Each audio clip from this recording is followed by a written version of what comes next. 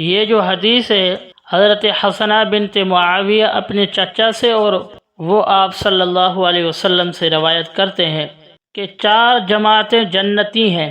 یہ جو جنت ہے اللہ رب العزت کی رحمت کی جگہ ہے، اور جنت ایک باغ ہے، جیسا کہ دوسری احادیث کے اندر آتا ہے کہ آپ صلی اللہ علیہ وسلم نے فرمایا جو آدمی ایک مرتبہ سبحان اللہ کہتا ہے، اللہ رب العزت اس کے لیے جنت کے اندر ایک درخت لگاتے ہیں جس کا سایہ اگر 100 سال تک ایک گھوڑا دوڑتا رہے پھر بھی نہیں پہنچ سکتا، اتنا اس کا سایہ ہوگا ایک سبحان اللہ کہنے پر۔ تو جنت ایک باغ ہے۔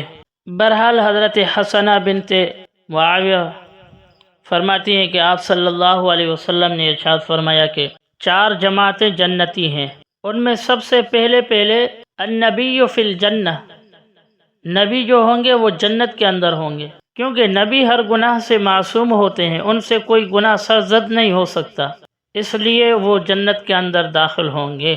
اور نبی کون ہوتا ہے؟ نبی وہ ہوتا ہے جس کو اللہ رب العزت بنی نو یعنی انسانوں کی طرف اپنے احکام پہنچانے کے لیے بھیجے، اور نبی انسان ہوتا ہے۔ یہ نبوت والا منصب فقط اللہ رب العزت نے انسان کو دیا ہے، کسی اور مخلوق کو نہیں دیا۔ اور دوسرے نمبر پر جو جنتی جماعت ہے وہ شہیدوں کی جماعت ہے۔ ایک شہید حقیقی ہوتے ہیں اور ایک شہید حکمی ہوتے ہیں۔ حقیقی شہید وہ ہوتا ہے جو اللہ رب العزت کے راستے میں اپنی جان کو قربان کر دے، اپنے بچوں کو یتیم کرے، اپنی بیوی کو بیوہ کرے، یہ بندہ حقیقی شہید ہے، اور اللہ کے ہاں ان کا بڑا مقام و مرتبہ ہے۔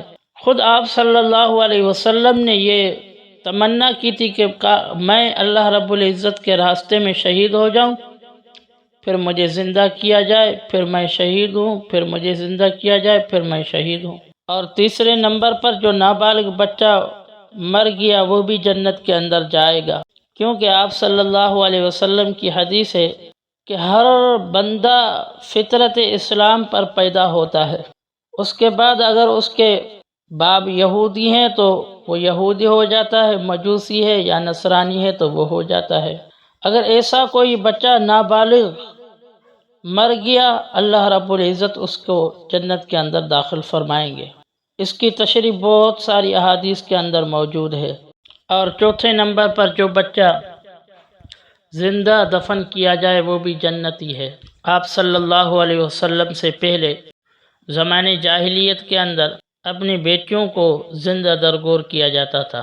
اسلام نے آ کر عورت کو ایک مقام دلوایا اور حیثیت دلوائی، اور اسی طرح جو عورت بچہ گرا دیتی ہے یا گر جائے وہ بھی جنت کے اندر جائے گا، اور بچہ گرانا یہ قتل کے مترادف ہے۔